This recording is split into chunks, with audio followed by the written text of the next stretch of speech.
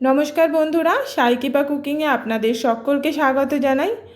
আজ আমি এখানে বানাবো সম্পূর্ণ নিরামিষ পদ্ধতিতে ছানা দিয়ে মালাই কোপ্তা কারি।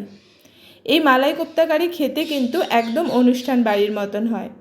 আমরা চিংড়ি মাছের মালাইকারি তো সবাই খেয়েছি, একবার ছানা দিয়ে এরকমই মালাই কোপ্তা কারি বানিয়ে দেখতে পারেন।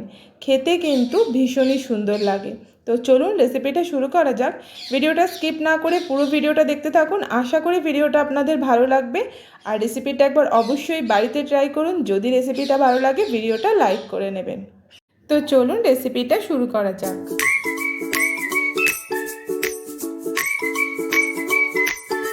বন্ধুরা, এখানে আমি ছানা নিয়ে নিয়েছি। তো 1 কিলো দুধের ছানা আমি কেটে নিয়েছি।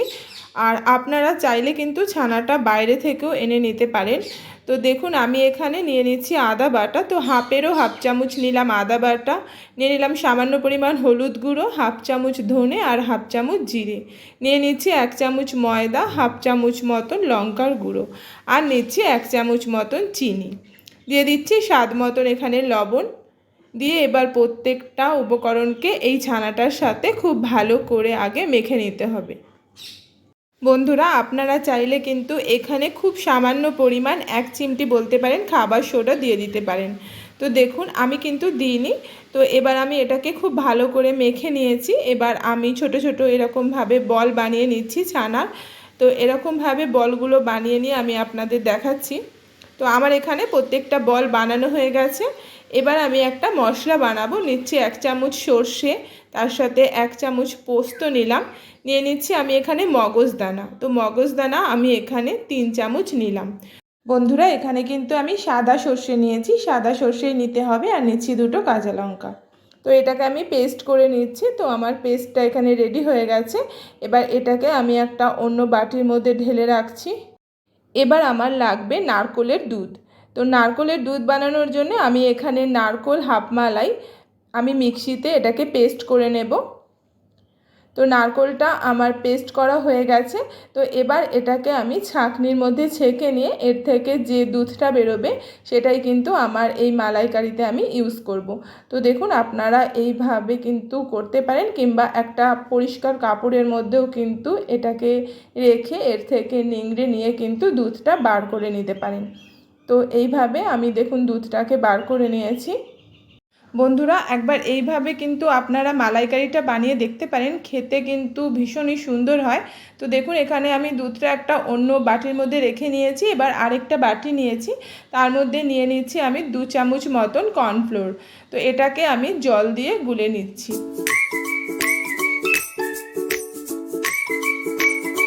এবার আমি কড়ার মধ্যে তেল গরম করে নিচ্ছি। এখানে আমি ছানার কোপ্তাগুলোকে ভেজে নেব। তো দেখুন এখানে যে আমি কর্নফ্লোরটা গুলে রেখেছি তার মধ্যে এই ছানার বলগুলো দিয়ে দিলাম। এবার এটাকে আমি ভেজে নিচ্ছি। গ্যাসের ফ্লেমটা একদম লো টু মিডিয়ামে রেখে এটাকে ভেজে নেবেন। খুব বেশি হাই করবেন না, তাহলে কিন্তু এটা পুড়ে যেতে পারে। আর বন্ধুরা, এরকম দূর থেকে তেলের ছিটে দিয়ে দিয়ে কিন্তু এটাকে ভাজবেন, বেশি নাড়াচাড়া করলে ভেঙে যেতে পারে। তো এভাবে চারধারটা লাল লাল করে দেখুন আমার ভাজা হয়ে গেছে কোপ্তাগুলো। বাকি কোপ্তাগুলোকেও আমি এইভাবেই ভেজে নিলাম। এবার আমি এর থেকে কিছুটা তেল সরিয়ে রেখে এখানে 2 চামচ তেল নিয়ে নিয়েছি। দিয়ে দিচ্ছি আমি এখানে 2টো টমেটোর পিউরি। এটাকে 1 মিনিট একটু নেড়ে নিয়ে দিয়ে দিচ্ছি আমি হাফ চামচ মতন আদা বাটা। তো আদার সাথে টমেটোরটা ভালো করে 1-2 মিনিট একটু কষে নিলাম। দিয়ে দিচ্ছি 1/4 টিএসপি হলুদ গুঁড়ো, ধনে গুঁড়ো আর তার সাথে লঙ্কার গুঁড়ো। এখানে প্রত্যেকটাই কিন্তু আমি হাফ চামচ করে নিয়েছি, মানে খুবই সামান্য পরিমাণ নিয়ে ভালো করে আগে মশলাটাকে 1 মিনিট কষে নিলাম। এবার এখানে যে আমি সর্ষে পোস্তটা বেটে রেখেছিলাম, তো সেই সর্ষে পোস্তটাও এর মধ্যে দিয়ে দিলাম। এবার এই পুরো মশলাটা কিন্তু আমি একদম অল্প আঁচেই বেশ কিছুক্ষণ 1-2 মিনিট মতন একটু কষে নিচ্ছি। দিয়ে দিচ্ছি খুব সামান্য পরিমাণ শাহি গরম মশলা।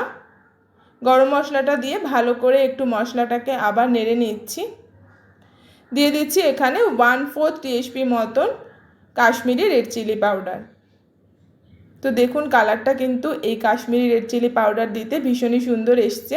এবার যে আমি নারকেলের দুধটা বানিয়ে রেখেছিলাম, তো সেই দুধটা এর মধ্যে দিয়ে দিলাম। দিয়ে দিচ্ছি খুব সামান্য পরিমাণ জল, দিয়ে এটাকে ভালো করে মিশিয়ে নিচ্ছি। দিয়ে দিচ্ছি স্বাদ মতন এখানে লবণ, আর তার সাথে দিয়ে দিচ্ছি 1 চামচ মতন চিনি। এই লবণ আর চিনিটা এর সাথে ভালো করে মিশিয়ে নিচ্ছি।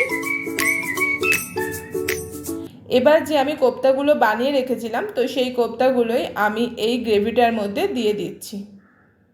এবার গ্যাসের ফ্লেমটাকে মিডিয়ামে রেখে আমি এই কোপ্তাগুলোকে এই গ্রেভির সাথে 2 থেকে 3 মিনিট মতন একটু ফুটিয়ে নেব।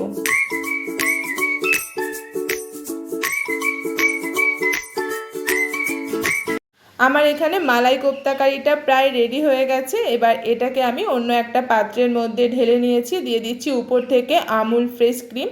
যদি আপনাদের কাছে ফ্রেশ ক্রিম না থাকে আপনারা মালাইও দিয়ে দিতে পারেন। ঘরে থাকা দুধের যে মালাই আপনারা যদি রাখেন তো সেটাও দিয়ে দিতে পারেন। তো বন্ধুরা দেখতে পাচ্ছেন, দেখতে যেরকম সুন্দর হয়েছে খেতেও কিন্তু সেরকমই টেস্টি হয়। তো আপনারা একবার প্লিজ বাড়িতে ট্রাই করুন, আর কেমন হয়েছে তারপর কমেন্ট করে আমাকে অবশ্যই জানান। নিরামিষের দিনে আপনারা কিন্তু এরকম মালাই কোপ্তা কারি বানিয়ে নিতে পারেন। ভাত, রাইস, পোলাও সব কিছুর সাথেই কিন্তু এই মালাই কোপ্তা কারি ভীষণই ভালো লাগে। তো বাড়িতে একবার ট্রাই করুন। যদি রেসিপিটা আপনাদের ভালো লাগে ভিডিওটা লাইক করে চ্যানেলটা অবশ্যই সাবস্ক্রাইব করে নেবেন। ভিডিওটা দেখার জন্য আপনাদের অসংখ্য ধন্যবাদ। দেখা হবে আবার একটা নতুন রেসিপি নিয়ে।